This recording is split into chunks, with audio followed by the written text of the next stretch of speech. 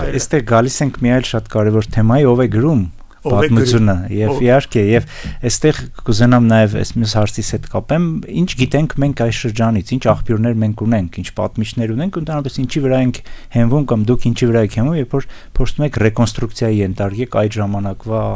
անցուդարձը։ Մենք ուրեմն ունեցել ենք մի հեղինակ Շապուհ Բագրատունի կոչվող, որը գրել է Աշոտ Մեծի պատմությունը։ Հետագայում եւ նույնիսկ այդ ժամանակ նրանք, ովքեր Աշոտ Մեծին անդրադարձել են, գրել են, որ նրա պատմությունը գրել է Շապուհ, օրինակ Դրասխանակերտցին Հովհաննես, որը կաթողիկոս է եղել, ավելի ուշ Աշոտից հետո Սմբատի ժամանակ դարձավ կաթողիկոս, եւ նաեւ Ստեփանոս Տարոնեցի Ասողիկը գրում են, որ Շապուհն է գրել, եւ Շապուհն այնքան լավ է գրել, որ իրենք հարկ չեն համարում որևէ բան ասել, բայց ցավոք Շապուհի գիրքն էլ չկա, անհետացել է։ Հիմա ստացվեց, որ Դրասխանակերտցու փոքրիկ տեղեկությունները Աշոտի մասին, Ստեփանոս Տարոնեցու քիչ տեղեկությունները Աշոտի մասին, բյուզանդացի հեղինակ Կոստանդին Ծիրանացնի քիչ տեղեկությունը Աշոտի մասին եւ համեմատաբար ավելի բարվոք տեղեկությունները Թով Մարածունու մոտ մեծ հնարավորություն են տալիս Աշոտի ընդհանուր իշխանական եւ գաղակալության շրջանի պատմությունը վերարտադրել, բայց ցավոք սրտի չունենալով դրա մանրամասն նկարագրությունը։ Բայց մենք օրինակ Դրասխանակերտցու պատմության մեջ շատ մանրամասնորեն ունենք մեր երկու նվիրական թագավորների գաղակալության ժամանակը,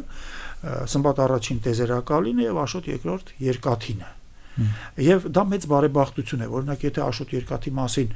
Դրասխանակերտցին գրած չլիներ, մենք նրա մասին ոչինչ չէր մնա։ Հա մի փոքր բան կա բանի մոտ միտող Ասողիկի մոտ, բայց դա միայն այն մասն է, որ արաբներից երկիրը ազատագրել է։ Բայց թե ինչպես է գաղակալությունը ընթացել, ինչպեսի մանրամասն ամբողջ պատմումը փաստորեն Դրասխանակարարությունից մենք գիտենք։ Մանրամասն կարող եք բացել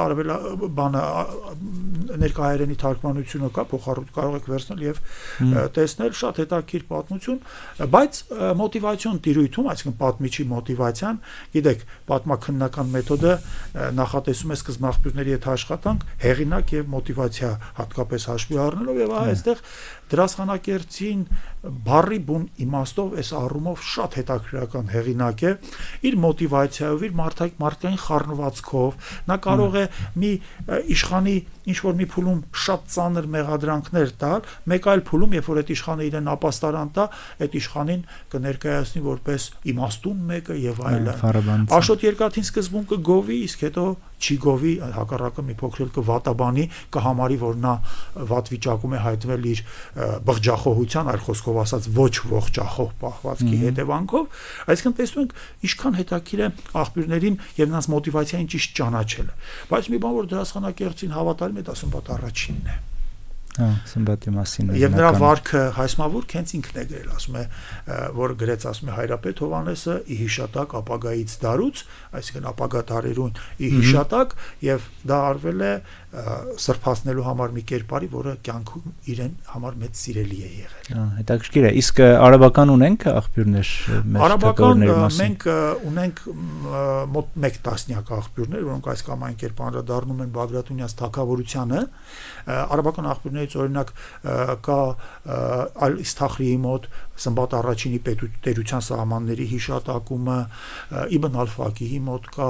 մի փոքր կա Խորդադբեի մոտ նախքան թագավորությունը եղած սահմանների մասին,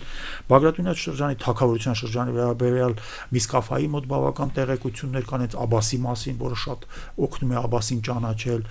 Այնպես որ արաբական աղբյուրները բյուզանդականը, վրացականը, աղբյուրների թիվը մեծ է։